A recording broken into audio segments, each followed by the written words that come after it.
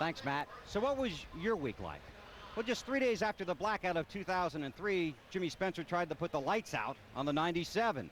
Spencer got the heave-ho from NASCAR, suspended for this weekend, fined $25,000. Spencer and Kurt Busch on probation until December 31st. This is just the latest chapter in an interesting story featuring these two drivers. Take you back to Phoenix, October of 2001. Busch on the lead lap, Spencer a lap down. Busch would later say that Spencer dumped him at Phoenix. Bristol, March of last year. First it's Spencer putting the bumper to Busch, then with 45 to go, Busch with the bump and run. Kurt went on to victory lane. That set the stage for Indianapolis, August of last year. Spencer gets into Busch and sends the 97 sailing.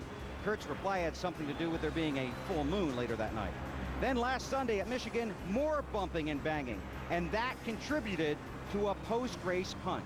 But it's not just what was seen, it's what was heard that has a lot of people angry with Kurt Busch. This is Kurt's radio traffic under caution. See, I'm not very good at being bad. I was trying to flatten the 7th car fender, and I got mine. I needed to be further forward on his car. And he just showed on TV, just missed by about an inch of being not far enough forward. Inches only count unless you're playing horseshoes and hand grenades. And I don't really want to play either with that clown.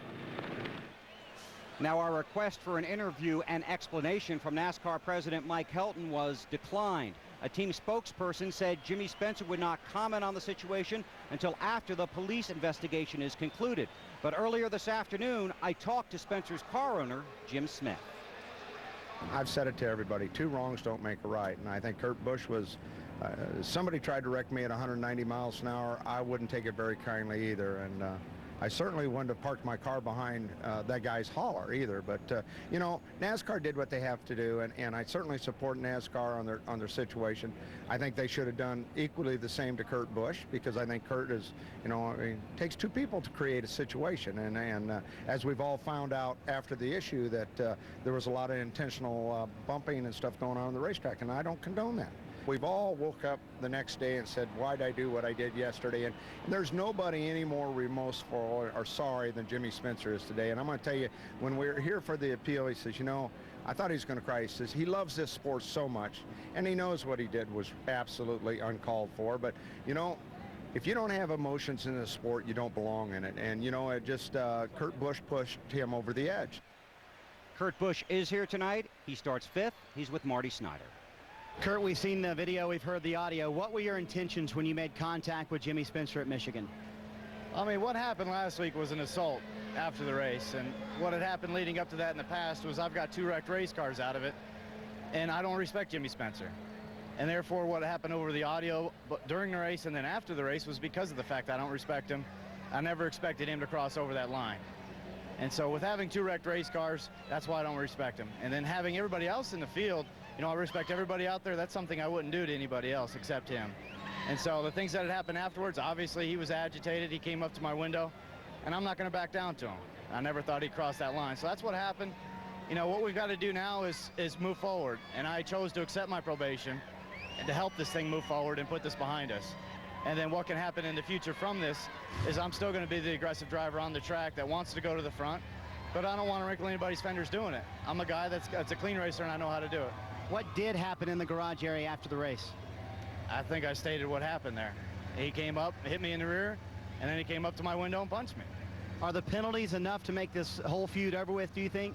I believe so. I mean, it's tough to say what's going to happen on his side, but on my side of it with the probation, I think we can move forward. We're going to accept it with grace and with dignity and show the honesty that I have within my organization and to all these other competitors out here that I can drive my race car under control and hopefully put on a good show doing it. I know Ricky Craven liked it. I know Johnny Benson did last year racing him. Just going for wins. That's what it's about. Can you put this behind you and win tonight, Kurt? We're going for it. I mean, we put a lap down at qualifying to be 5th on the board and just trying to make sure that we do one thing at a time this weekend. And now it's 1 lap at a time. You got to stay ahead at this track. You've got to make sure that you give the crew chief the right adjustments, and then he makes the right calls to give us the right tires and right fuel. We'll see what we can get. I'm happy to be here, and I'm looking to put this behind me. He won here in March, going for the season sweep at Bristol. Bill? Thank you, Marty. Wally Dallenbach is standing by in the booth to call tonight's race with Alan Bestwick and Benny Parsons. Wally, there's so much going on here. Let's just focus in on the radio traffic that we've heard.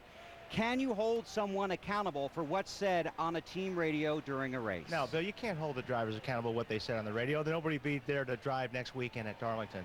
You know, what we say on the radios, like I always say, people want to listen in on the radios when I'm in a race car. It's kind of like being a guest in my house.